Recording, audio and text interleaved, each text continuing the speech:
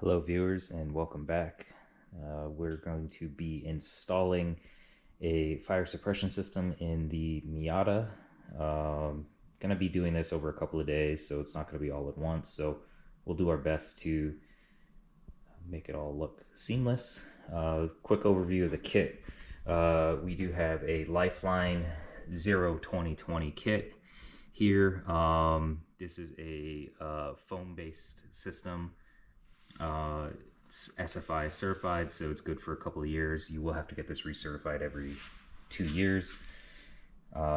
This one I chose because I leave my car outside over the winter, so I needed something that was at least could survive through the winter without having any issues. I was told from a couple different sources that this one will have an antifreeze component in the foam. So quick overview of what you get. Obviously you get the fire bottle, you get the mounts and some stickers. So the stickers, obviously we'll have to have the emergency stickers on the outside of the vehicle, just to indicate where the pool is. This will get mounted to the floor. We'll show you where we're going to mount that in the Miata. And then obviously this goes through there and straps around the bottom. You get quite a bit of tubing. This is just aluminum tubing with some rubber coating on it. It didn't say, it does say 185 degrees, 175 degrees Fahrenheit. So we'll try to do our best to avoid routing that in super hot areas. Some kits have a heat wrap. This one did not, so we'll have to figure that out. Worst case is we can do something ourselves. But yeah, plenty of tubing here, especially for the Miata. You get 2 pull handles. My race org only requires one that is within reach of the driver, so we'll start there, and if we need to, one of them is quite a bit longer, so I believe this one is meant to be accessible from the outside, but we'll be using this shorter one just to make it and route it into the center console so that I can pull it from a strapped in position. Moving on, these are not included in the kit, but a few things that I thought would be helpful for the install. I just got the cable clamp kit from Amazon. I mean, really, you can buy these from wherever. The ones I bought are rubber cushioned. I felt that would be best just for vibration. I didn't want to, have the wire rattling around and causing any sort of issues there. I also have this little tube cutter thing. I use this for plumbing at the house, but figured it would work here. Obviously, you want to cut the tubing in a round shape and not clamp it to crimp it. Little bendy tool. I don't know where I bought this, but I had one in the toolbox, so just kind of helps you bend it.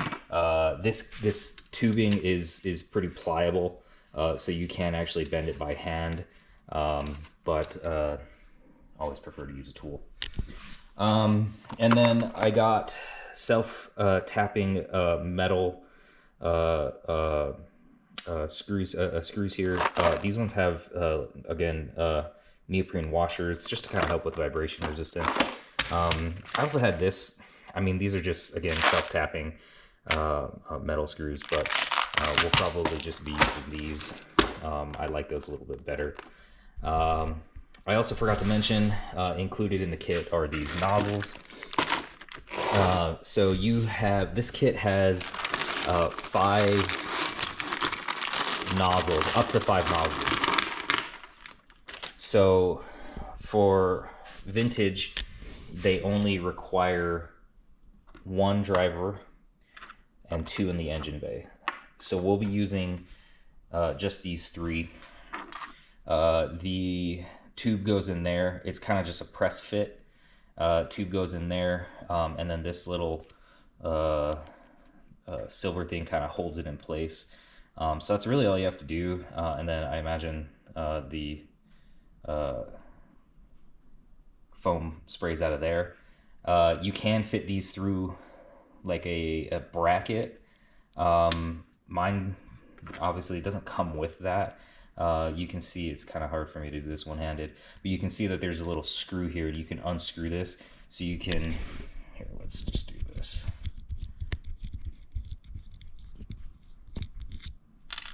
So what you can do is stick this through the bracket and then screw this onto it to kind of just hold it better on, hold it better in place. I'm not gonna do that. We're just gonna use these cable clamps. I'm just gonna bend it and have these point into where I need them to spray. So that's how we're gonna do it. So 3 nozzles on the Miata, 2 in the engine, 1 on me. Has a couple of these T-fittings. Important to read the instructions on those. The instructions manual they give you is not very clear, but I did look it up. They want to have the charge side go through this side of the T adapter. So the part that foam, so if the foam's going that way, it wants it to go in there and not in through there. So you would feed off, feed in and feed out the sides. That's just how it was described on there. There's also a bulkhead fitting here. I have a hole in the firewall already that I'm going to reuse. So not going to be using this, but the idea is you poke this through the firewall and it just creates a seal there so that you can run the hosing through. So let's jump over the car real quick. I do have it backed into the garage here, and we'll talk about placement. Grid, they require you to show the bottle and show that the pin is pulled out. I was going to put it back here. I measured it out and it actually fits right there. But since I have to show them, we're really kind of limited on where we can go. So one option was to put it back here on the parcel shelf. Still considering that. I haven't ruled that out. My only concern with doing that is at the track, it just gets really, really hot back there, specifically back there. So realistically, our best option is to jump in here to the passenger footwell. Many people just end up putting them right here, which is ultimately what I'm gonna do. So we'll try to mount it this way in the vehicle as opposed to this way. Just in case I do run with a passenger, they can kind of put their feet over it. We're gonna run we'll run the tubing up along there, and then it's kind of hard to see, but there is from this car had air conditioning from the factory when it was new, so there's already a hole in the firewall where that tubing ran that we're gonna reuse. Pull handle for activation we'll place on this side here. I would put it over on first gear side, but I'm scared I would hit it. I never go into 5th gear, so there's no shame and no harm in doing it there. I will have to move the activation switch for the cool suit that's right here. I'll just move that over a couple spots, but that's where I'm going to place the pull handle for mine. It should fit in right there in that gap. I'll give you a better look here. So I have a few dead switches there. That's just a 3D printed radio blank, double DIN radio blank that will fit standard size gauges and switches. So yeah, we'll get some use out of that. Put it right there. My secondary activation point, I will probably put either here or right here. They do make roll bar attachments for that pull handle. So still haven't figured out where I'm going to place that. But it'll probably be either right next to the emergency shutoff or electrical shutoff, or up here on the A-pillar.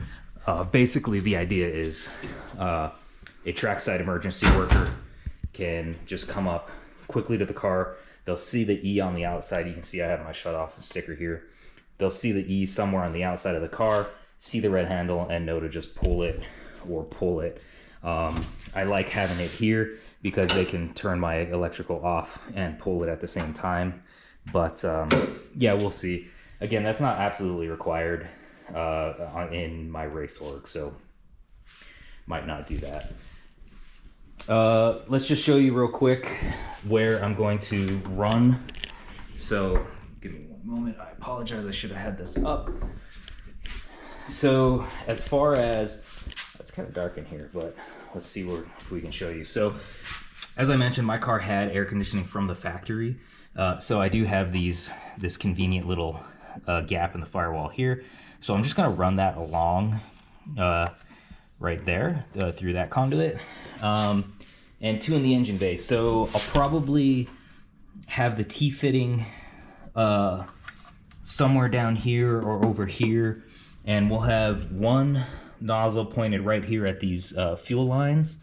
So these are obviously source of where fires can start.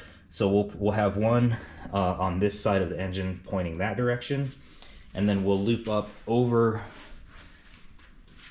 and probably just run it along these lines and have another pointing that direction, shooting down at the exhaust manifold back there. So we'll have it, I'll probably just hang it right here along this this brake line, and yeah, just shoot it straight down there. Passenger side, or sorry, the nozzle for the driver, as I mentioned, we'll be putting it in the passenger footwell. And so what I plan to do is just kind of, you can't really see in here, but this is where the radio cage is. And you can actually just feed the line straight through there. We'll poke it straight out right there and have it pointed right at my knees down here. So so that way it'll fill the passenger or the driver's footwell here in case of fire and I need to pull it. So that's the plan anyway. Stay tuned. We'll start getting the installation. What I plan to do is dry run the cabling first, and then just attach it to the nozzles and put all the cable clamps on it and everything. So yeah, stay tuned, and we'll see you next time. Welcome back. We're going to have a bit of an abbreviated update here. I had filmed some of the install of the fire system, and then I had to redo it because I did not read the instructions, and the inspector said that I had to redo some of the nozzle placement. So we'll just show you what it looks like now. There's plenty of videos that walk through the install. I might link some below. But it's pretty straightforward. One thing you do want to be sure of is that you use all of the nozzles. So mine was a 5 nozzle system. I had originally put 4, 2 on the driver, 2 in the engine bay, but I was told that would not certify this system, so I had to run a 5th one and almost ran out of tubing. So we'll just jump into the car real quick, and I'll show you where I mounted the bottle. So this bottle with the mount fits perfectly where I have the foot of the front of the roll cage and the passenger crossbar here for the seat mounts. So that mount mounts perfectly underneath. I'm not going to show you underneath because it's kind of dark down there, but recommend doing it here as opposed to here or over here, as there are brake lines that run underneath here. So you run the risk of hitting one of those. This Lifeline Zero 2020 fits perfectly right there. I'm happy leaving it there.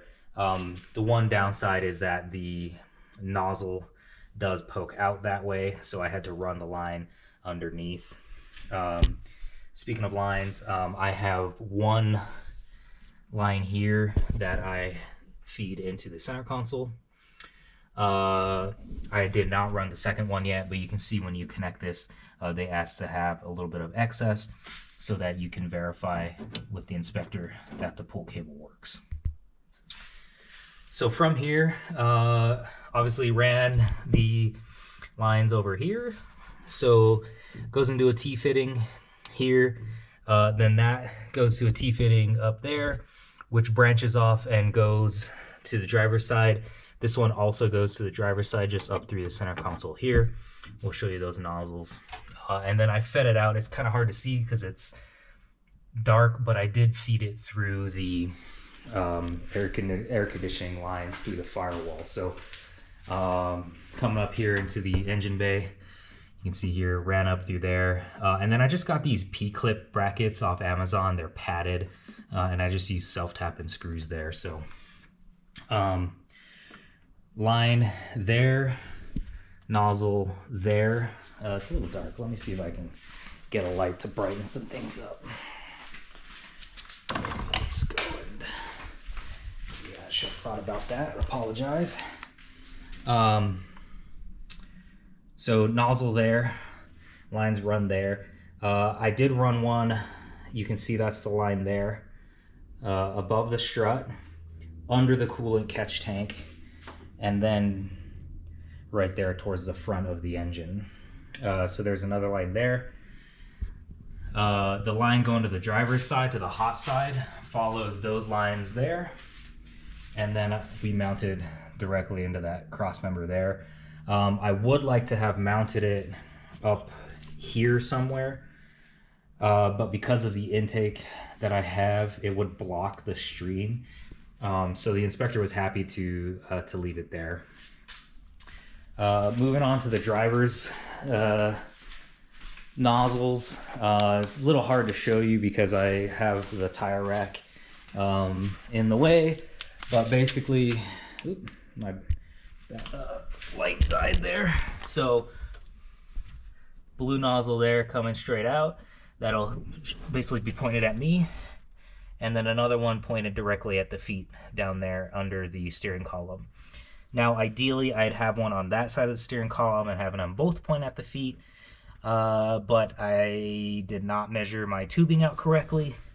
Like I said, I initially put 4 nozzles in, and they told me I had to have all 5. So that's pretty much it. They do provide a secondary pull cable, which I have not run yet. So you can see I have that here. Have not decided where I'm going to put this. They do make a roll cage mount for it so that I could have it next to the cutoff switch. I have also thought about putting it here in the where the antenna goes stock. The issue doing it this way is I worry about water ingress, potentially, getting in there and causing a rust problem. So still TBD on that, but that's pretty much it. If you have any questions on the install, reach out, send a comment or something, and I can help answer that. Like I said, the install is pretty straightforward. One thing that helped me is to get a string and run the string where you plan to run your lines, and then measure that out and make your cuts. I also had a little, I don't have it out anymore, but just a little like plumbing pipe cutter to make sure that you're cutting it around the line and not through the line, like with a pair of scissors or clamps. So anyway, that's it. We'll probably have our next video talking about prep for our first race. So our first race is in a few weeks, and I'm just getting ready to prep. So we'll go through that and detail that with you. Like I said, pretty easy to prep old Bob here. We're not super competitive, and we're not trying to be. The whole idea is to stay on a budget. So keep an eye out for that, and thanks for tuning in.